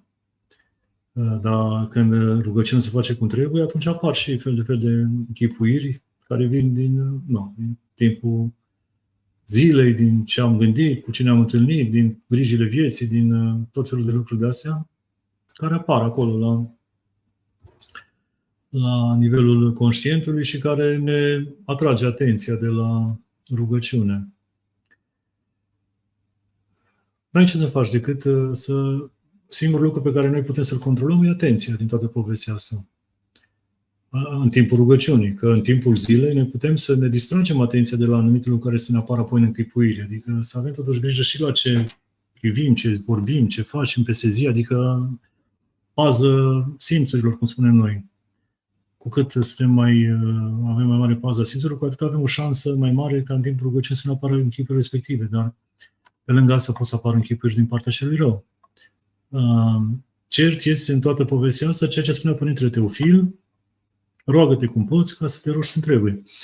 Adică, până la urmă, te lupți cu atenția ca să o pui din nou pe cuvintele rugăciunii, dar și aici e și o poveste că, din păcate, noi tot vorbim despre rugăciune, dar nu prea înțelegem până la urmă ce e rugăciunea. Mi se pare că rugăciunea înseamnă psalmodierea. Adică să ne punem să citim rugăciune seara, dimineață, psalm sau cine știe ce, se pare că aia e rugăciune. Ori aia psalmodiere, care face parte din rugăciune, nu etapa rugăciunii. Pe lângă psalmodiere ar trebui să fie și meditație, ar trebui să fie și până la urmă, rugăciunea e un mod de viață. Postul e rugăciune. Niciodată, de exemplu, Sfinții Părinți nu despart rugăciunea de post. Post și rugăciune sunt sinonime, sunt unite. Una fără alta nu există. Dar și postul e tot rugăciune. Rugăciune prin înfrânarea trupului. Rugăciune, de exemplu, când îngrijești bolnavi, când îți îngrijești de copilul tău sau când faci nevoință în sensul că, deși n-ai niciun chef să te duci unde ești chemat, te calci pe tine și te duci. Și e tot o rugăciune, pentru că e o nevoință. Nu fac ce vreau eu, ci fac ceea ce trebuie. Rugăciune și când nu răspunzi cu rău la rău. Deci rugăciune e mod de viață. Asta trebuie să înțelegem noi prin rugăciune. Nu numai psalmodierea. Din păcate, noi ne rezumăm când zice rugăciune psalmodiere. Adică numai când zic Tatăl nostru mă rog. Nu. Da, trebuie și psalmodiere, dar rugăciunea trebuie să fie integrată toată viața noastră. Te rogi și când dormi, te rogi și când mergi, te rogi și când lucrezi, te rogi și când faci tot ceea ce spune Mântuitorul: căutați pacea și urmați pe ea. Și alea toate sunt rugăciuni. Bun. Sorin vă întreabă ce să fac să mă ierte Dumnezeu de păcatul de neiertat. Sau un păcat greu. În afara păcatului împotriva Duhului Sfânt nu este păcatul de neiertat. Iar păcatele împotriva Duhului Sfânt țin de păcatele acestea legate de tot ceea ce înseamnă biserică. Biserica în manifestarea Duhului Sfânt. Adică erezia, neîncrederea în milosivirea lui Dumnezeu sau prea mare încredere în milosivirea lui Dumnezeu, că lasă că ne mântuiește Dumnezeu din pat sau pe bine nu mai mântuiește Dumnezeu. Uite și forma asta de că nu mai iartă Dumnezeu că s-ai păcat de neiertat, să-i tot un păcat împotriva Duhului Sfânt, nu că e păcat de neiertat. Nu. Sau nu. Noi acum, cum să spună, să nu comparăm niciodată ce-a făcut, să mai zici în Scriptură, în timpul Mântuitorului pe cine a iertat Mântuitorul, ce se întâmplă acum. Noi suntem deja creștini botezați, suntem în perioada Duhului, la noi cu totul altceva. Noi trebuie să avem conștiința iertării Bunului Dumnezeu. În același timp, a schimbării noastre, încă o te zic. Păcatul cumva rămâne neiertat, că păcatul în care tu nu ai ieșit, nu vrei să ieși din păcatul respectiv. Chiar dacă, să știți, chiar dacă ai mărturisit un păcat, dar tu rămâi mai departe în păcatul respectiv, el cumva rămâne cumva neiertat. Nu că nu te iartă Dumnezeu, că Dumnezeu te iartă, dar nu te ierți tu de păcatul ăla, că rămâi în el. Și atunci toate păcatele cumva sunt de neiertat dacă tu continui în ele, după ce le-ai spovedit, după ce primiți iertare și putere ca să nu mai faci canonul respectiv. Altfel, vorbim despre păcatele astea împotriva Duhului, împotriva bisericii. Iar ăsta e un păcat împotriva Bisericii a Duhului Sfânt, pentru că tu nu crezi că prin spovedanie tu primești puterea de a nu mai păcătui păcatul respectiv și de a te îndrepta. Iar ceea ce spun Sfinții Părinți, prin spovedanie, tu intri într-o altă dispoziție și dacă prezentul tău ăla e bun și te găsește bun, e bună toată viața ta. Asta e vorba până la urmă. Bun, două întrebări mai sunt. O întrebare interesantă. De ce nu mai vedem minuni ziua de azi din partea preoților, cum era pe vremea Mântuitorului Iisus Hristos?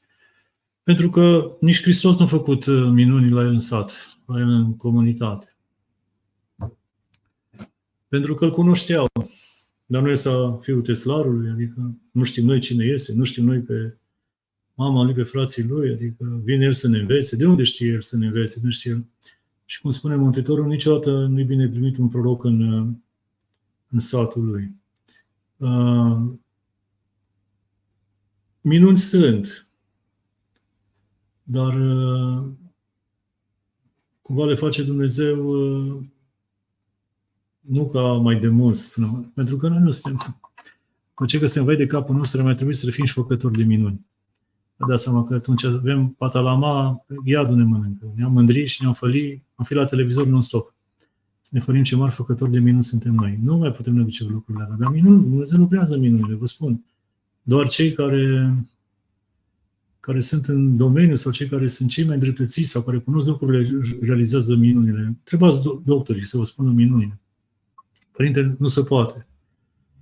Ba se poate, uite că se poate. Și s-o pot sau așa mai departe. Într-adevăr că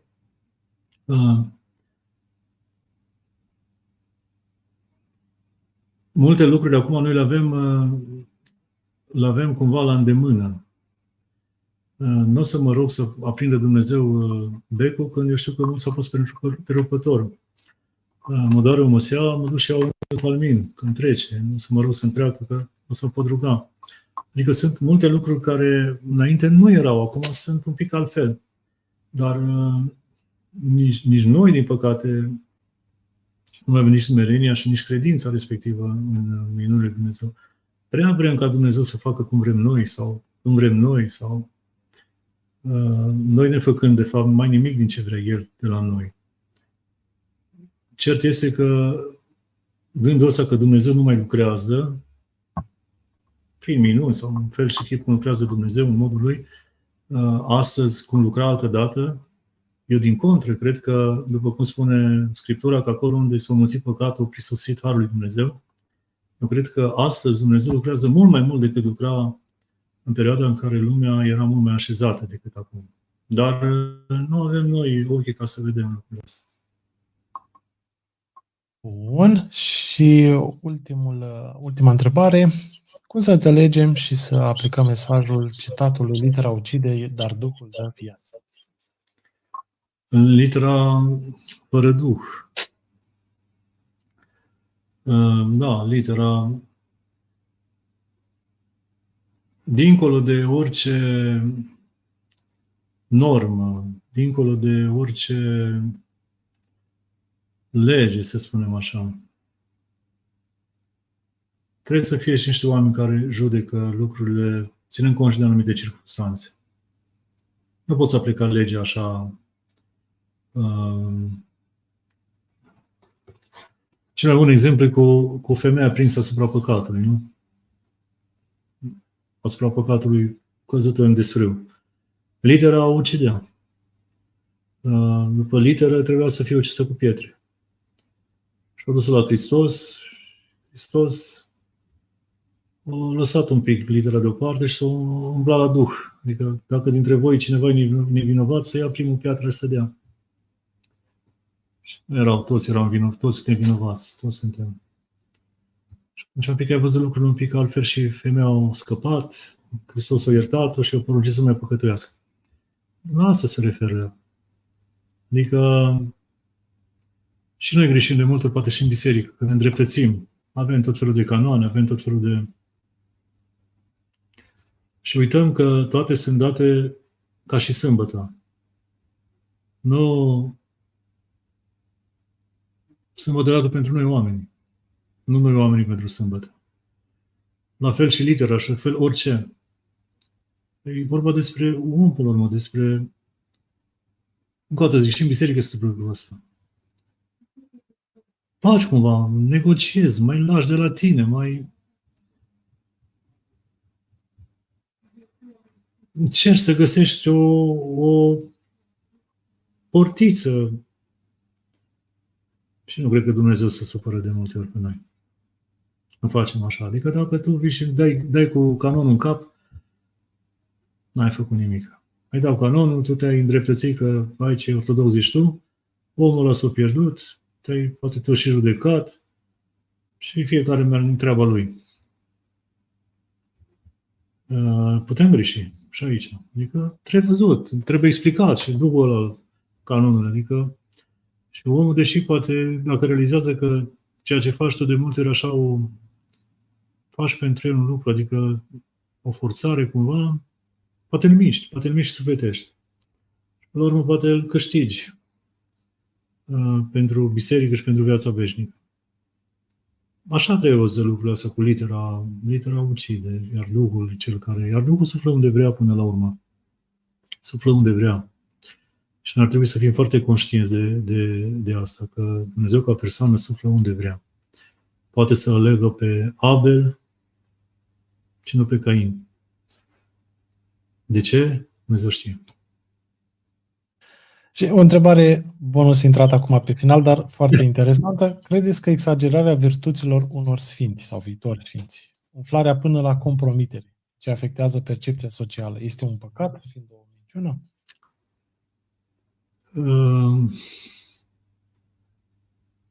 Păi cine o exagerează oare? Sfinții? O exagerăm noi? Păi noi, nu știu cum să vă zic, adică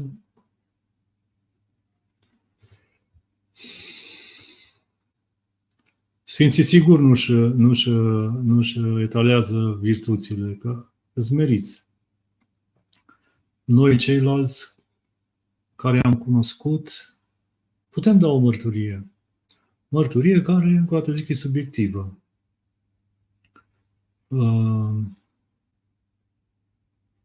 Până la urmă, nu noi, cum spune Mântuitorul, nu voi m-ați ales pe mine, eu v-am ales pe voi. Și dacă bunul Dumnezeu rânduiește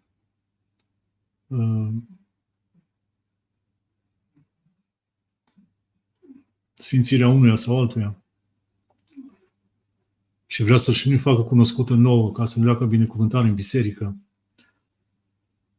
poate că e și interesant de văzut toată conjunctura, cum se întâmplă lucrurile astea, tot parcursul, toate disputele, toate lucrurile respective. Dar dacă se ajunge la o confirmare oficială până la urmă, că am terminat poveștile, adică trebuie să luăm ca atare. Eu am mai spus-o, dacă Ilie ar fi trăit acum așa, printre noi și era propus la canonizare, cred că ar fi ieșit sufletul din toți creștinii habotnici, cum ar fi sărit în sus. Cum să-l faceți pe Ilie? Ar fi venit cu filmări, cu poze de la... Ai de capul și de zilele mele. Dar încă o dată zic că nu asta, în loc noi să ne bucurăm că mai avem confirmați un sfânt, că acum sfinți sunt mulți, nu toți sunt confirmați, nu toți sunt descoperiți cumva bisericii. Dumnezeu are aici, așa aici, are o rânduială a lui. De exemplu, eu vă spun sincer că pe lângă lista propusă acum, de care foarte tare mă bucur, nu știu, gândul lui Dumnezeu și mai ales de Părintele Arsenie mă bucur cel mai tare. Pe lângă lista respectivă, eu mai aduc o grămadă de oameni pe care aș vrea să-i văd sfinți, pe care eu dau mărturie că au fost sfinți. Încă avem sfinții ai închisorilor o grămadă. Avem încă Părintele Arsenie de la Pechirghiol, el cu ce mai preozic Părintele Cleopa. Sau avem Avem oameni pe care îi cunosc aici, Părintele Opera Crăciun, pe Părintele Sabău, pe Părintele Gimon, pe care i-am cunoscut și care sunt sfinți. Părintele Ioan de la Recea, de exemplu. Așteptăm, Doamne ajută să ajungă și ei sfinți. Adică să primim și confirmare și din partea asta Sfântului Sinod, pentru că pentru noi e o bucurie. De ce o bucurie? Pentru că odată ce confirmă Sfântul Sinod Evlavia asta noastră, avem slujba alcătuită, avem icoana la care putem să ne închinăm oficial, să spunem așa, avem tot ceea ce noi putem ca să îi cinstim cum se cuvine. Sunt mulți de ăștia care comentează, văd și împotrivitori, dar dacă îi întrebi, poate habar n-au că ieri a fost, sau astăzi, nu, ieri, așa, Sfântul Ioan Iacov de la Neamț, și nu știu câți dintre ei au rupt străinii la biserică să-i facă slujba, să-i facă acatistul și așa mai departe. Nu, sunt de ăștia care chibiți, de ăștia care n-au altceva să facă decât vorbească să găsească inod în papură, că zi mai deștepți decât Duhul Sfânt și dacă nu întreabă Duhul Sfânt și cu el dacă e de acord, nu-l sfințește. Hai să fim serioși. Azi lucruri așa, știți. Da. Am ajuns mai scolastici decât catolici. Da. Și răi. Adică nu să ne bucurăm, noi căutăm nod în papură. În sfârșit, acum se întâmplă ceva bun și acum sărim în sus că nu știu ce. Fiți-mă cu minți. Să dea Domnul să fie cât mai mult, să vedem pe toți confirmați de către Sfântul Sinod și să ajungem acolo cu dragoste și cu evlavie și să-i pomenim cum se cuvine, să ne rugăm lor, să-i citim de data asta cu toată autoritatea. Vă dați seama, acum citim pe Părintele Cleopa ca pe cărțile lui, ca pe cărțile unui Sfânt. Nu o să le cadă bine la mulți, că Părintele a scris multe. Da. Mulțumim din suflet pentru timp, răbdare, frumoasele învățături și răspunsul la întrebări. Înainte să ne dați un ultim îndemn duhovnicesc pentru această seară, dați-mi voie să le mulțumesc tuturor pentru prezență, mulțumim pentru mesajele frumoase, pentru întrebări. Nu uitați să vă abonați, să distribuiți acest live, să dați un like dacă v-a plăcut ceea ce ați urmărit și vă invit mâine seară la o nouă emisiune live. Părinte, vă rugăm un ultim îndemn duhovnicesc pentru această ediție. Mare atenție la simboluri. Să le folosim pe cele care ne mijlocesc viața veșnică, ca pe o realitate a vieții veșnice, să fim conștienți mereu că simbolul comunică dintr-o parte într-alta și de la un capăt și de la celălalt capăt, stă într-o legătură nemijlocită, chiar dacă vorbim de nivele ale realității sau de nivele, cum spune Sfântul Maxim Mărturisitorul, din ființă și existență din lumea Logos și Atropusului, dar singurul mod prin care noi putem trece dintr-o parte într-alta, deocamdată că suntem în această viață, e prin aceste simboluri care sunt lucruri materiale, care au în spate realități spirituale, pe care le comunică, prin care noi comunicăm cu lumea spirituală. Și atunci să nu fim întunecați la minte încât să fim neglijenți atunci când e vorba de simboluri care stau în legătură cu puterile celui rău. Să nu ne îngăduim. Nu știu ce să vă zic. Eu am o problemă, vă spun sincer, cu cei care, cu tatuații ăștia, să mă ierte Dumnezeu. Eu am o problemă, sincer. Doamne, iartă-mă, deja nu mai vezi o femeie serioasă, zic eu. Sau și bărbați. Toți trebuie să fie tatuați într-un. Nu știu ce comodă asta. Cred că să fac bani frumoși din tatuajul ăsta, dar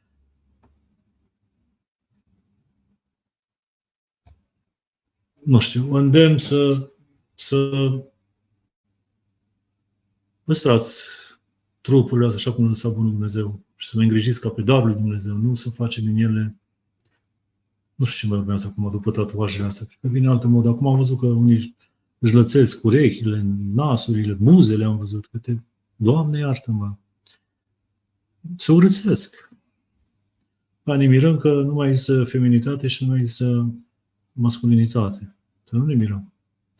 Ne mirăm pentru că toată schimbarea asta, toată despărea asta, toată guliciunea asta, aia face, lucrează tocmai împotriva. Noi ne gândim că lucrează pe dos.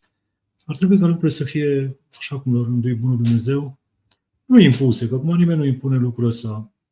Am văzut și oameni care sunt tatuați și care au venit la biserică cu pocăință și care după aia săraci nu știau cum să meargă să facă operații, să scape de ele.